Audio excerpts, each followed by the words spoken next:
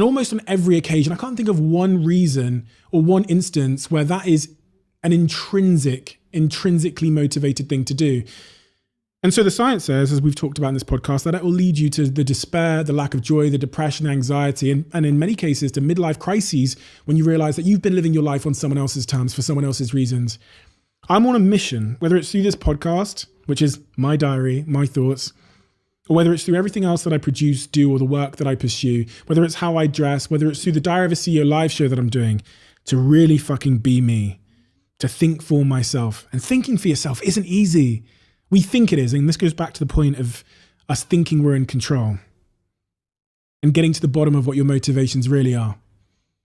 I'm really, really trying my very, very best at all times to just be Steve. And if there's anything that's had a bigger impact on my success, my happiness, it's exactly that. Isn't it weird? When we think about our goals for the future, we often say that we want to be X, we want to be like X person, we want to be like X thing, when really we shouldn't aspire to be more like our idols. We should be aspiring to be even more ourselves, the unfiltered, uncaring, unassuming, intrinsically motivated version of ourselves. Maybe that's the secret. Maybe this whole podcast has led to that conclusion. Maybe this whole series is about that. Maybe that's what life is about. Maybe that's the meaning of life. Maybe the meaning of life is exactly that. You start in the womb, you pop out.